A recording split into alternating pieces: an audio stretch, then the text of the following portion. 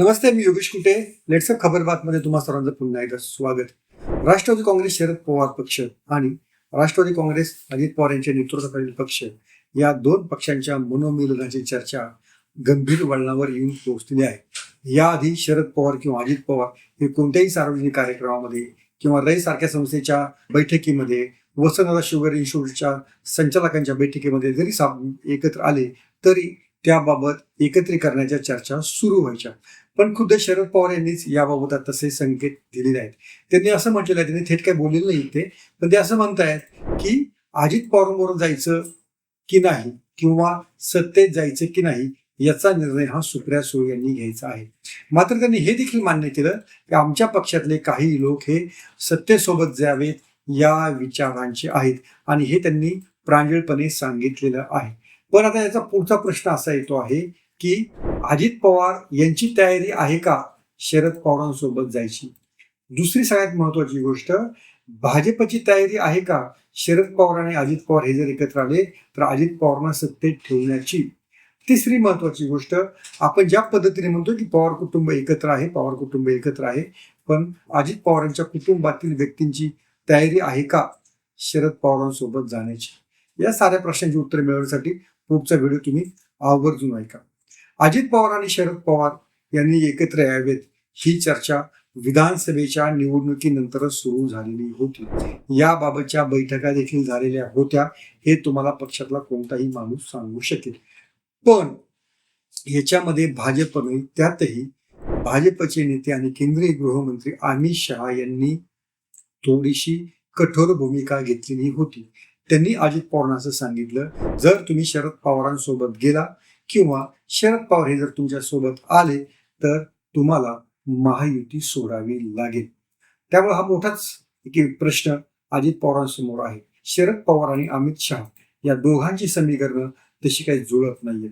म्हणजे या दोघांमधला सामना आपण गेली काही वर्ष सातत्यानं पाहतो आहोत. आणि अमित शहाना असं वाटतं आहे की शरद पवारांनी आपल्याला भाजपसोबत वेतो असं अनेकदा सांगितलेलं होतं, पण प्रत्यक्षात तसं घडलेलं नाही. शरद पवारांनी त्यांच्या भाषेमध्ये जी काही फसवणूक केलेली आहे कोट अनकोट, त्या फसवणुकीला आता अमित शहा कोणत्याही परिस्थितीमध्ये तयार नाहीत असं त्यांच्या समर्थकांचं म्हणणं आहे. त्यामुळं जर शरद पवारांसोबत अजित पवार गेले तर तुम्ही सत्तेतून बाहेर पडा असा निरोप देण्यात आलेला आहे. त्यामुळं जरी शरद पवारांची तयारी असली, सुप्रिया सुळे यांची जरी तयारी असली तरी भाजपचा मोठा अडचण या मनोमिलनामध्ये किंवा या दोन पक्षांच्या एकत्रीकरणामध्ये आहे. याच्यामुळे काय होऊ शकेल की भाजपची जी काही कट्टर वोट बँक आहे त्या कट्टर वोट बँकेला मोठा धक्का बसू शकेल. कारण हीच कट्टर वोट बँक शरद पवारांच्या विरोधात सातत्यानं गेली अनेक दशके लढत आहेत. मग शरद पवारांसोबतच जायचं होतं तर मग भाजपचा उपयोग काय? अशा पद्धतीचा प्रश्न देखील भाजपचे नेते विचारू शकतील आणि शरद पवारांना सत्तेत का घ्यावं असा देखील प्रश्न भाजपला विचारतील. एक तर शरद पवारांच्याकडे जे काही आमदार किंवा खासदार आहेत त्याची गरज भाजपला नाही. म्हणजे अजित पवार जरी उद्या भाजपसोबत नसतील तरी त्यांना कोणताही फरक ना राज्याच्या सरकारवर पडणार ना केंद्राच्या सरकारवरती पडणार. पण उगीच आपली जी वोट बँक आहे ती आत्ताच का दुखवायची असा प्रश्न भाजपसमोर आहे. त्यामुळं जे आधी पवारांनी केलेलं होतं की येतो भाजपसोबत येतो असं सांगितलं होतं, पण प्रत्यक्षात ते भाजपसोबत कधीच गेले नाही. त्यांची जी वैचारिक भूमिका होती तिच्यावर ते ठाम होते, पण भाजपची चर्चा देखील करत होते, हे तितकंच उघड सत्य आहे. त्यामुळे भाजपला आता असं वाटतं आहे आता अजित पवारांना सोबत घेतलं आहे तेवढं पुरेसं आहे, आता त्याच्यासोबत 1+1 असे दोन पवार एकत्र नको. त्यामुळे या मनोमिलनामध्ये अमित शहाची आणि भाजपची भूमिका सगळ्यात महत्वाची ठरणार आहे. आणि याचं उत्तर माझ्या परीने असं आहे की अजित पवार ती रिस्क आता घेतील असं मला अजिबात वाटत नाही. अजित पवारांची दुसरी अडचण किंवा दुसरं संकट असं आहे की आता हा जो सगळा पक्ष आहे त्यांचा सत्तेत असलेला तो सगळं त्यांचं नेतृत्व मानतो आहे. आणि आता पुन्हा जर शरद पवार आले, सुप्रिया सुळे आल्या तर पुन्हा त्यांच्या नेतृत्वाला आव्हान देणारी व्यक्ती ही त्यांच्या पक्षात येऊ शकते आणि ते त्यांना नको आहे. खरं तर त्यांनी शरद पवारांकडे 2022 मध्येच किंवा 21 मध्येच मागणी केलेली होती की तुम्ही राजकारणाची सगळी सूत्रे माझ्याकडे द्या, पक्ष माझ्याकडे चालवायला द्या, सुप्रिया सुळे पक्षाच्या राष्ट्राध्यक्षा होतील आणि मी राज्यामध्ये हा पक्ष चालू शकेल. याच्यामध्ये सुप्रिया सुळे यांचे पुनर्वसन होत होतं आणि अजितदादांच्याही मनासारखा त्यांना कारभार करता येऊ शकत होता. पण ती मागणी मान्य करतो असं पवारांनी 12 डिसेंबर 2021ला सांगितलं. तशी निवृत्तीची घोषणा केली, पण प्रत्यक्षामध्ये उलट झालं. जे अजित पवार शरद पवारांनी निवृत्त व्हावं असं उघडपणे म्हणत होते तेच अजित पवार नंतर बदनाम झाले. त्यामुळे अजित पवार देखील या मनोमिलनाबाबत साशंक असावे.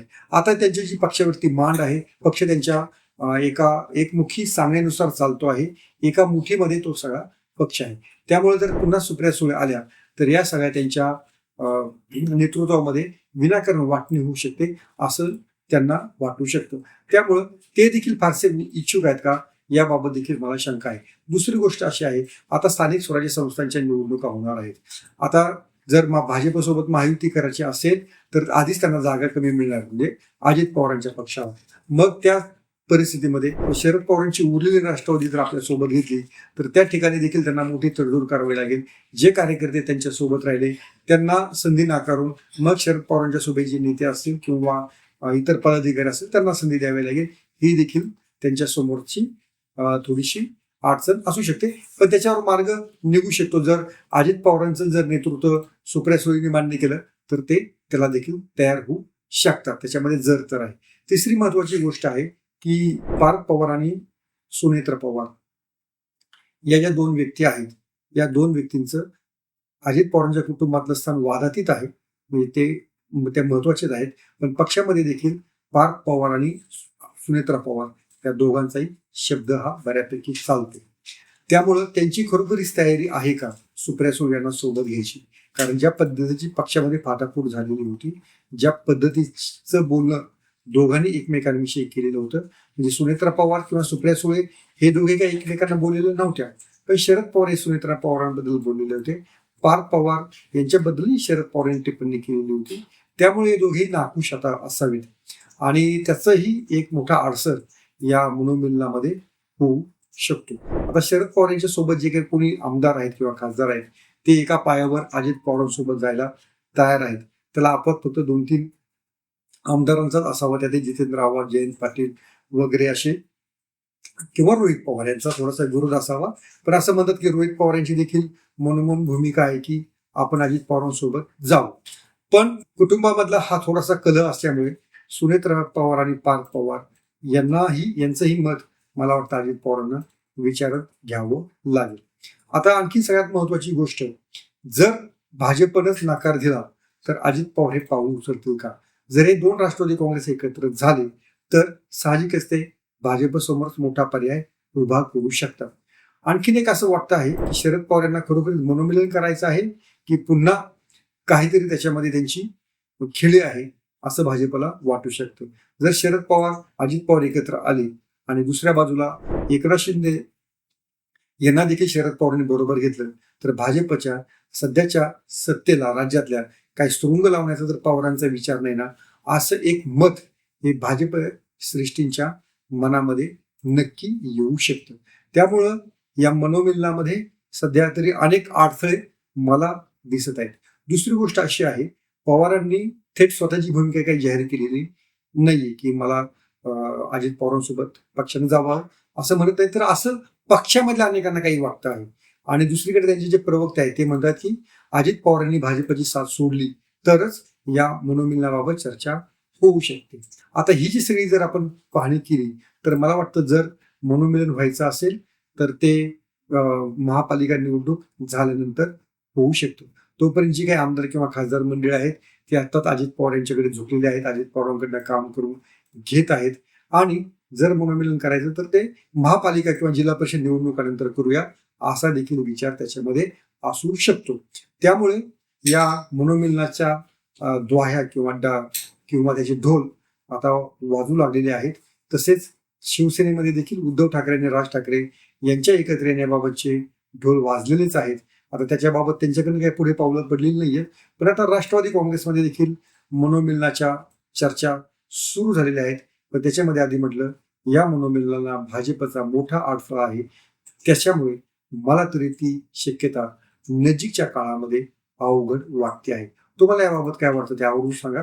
मी पात्र लेखक. सोशल मीडियाच्या भाऊ गर्दीत विश्वासार्हतेने चकाकणारे नाव म्हणजे लेट्सअप मराठी. आणि सगळ्या नागरिकांना ती स्पीच ती right लेट्सअप आहे. वरील मुलाखती म्हणजे विचारांचा खजिना. त्यानंतरच्या निवडणुकीमध्ये मला सोडून गेले. बातम्या केवळ वस्तुस्थिती सांगणाऱ्या, न प्रोपगंडा, फक्त जनतेचा अजेंडा. क्योंकि आने वाला कल जाने वाला है, जाने वाला कल आने वाला है. राजकारण, मनोरंजन असो की क्रीडा क्षेत्र, महाराष्ट्राची स्पंदने संवेदनशीलतेने टिपणारे माध्यम म्हणजे लेट्सअप मराठी. जगासोबत एक पाऊल पुढे राहण्यासाठी लेट्सअपचे ॲप, सोशल मीडिया आणि वेबसाईट सोबत कनेक्टेड रहा.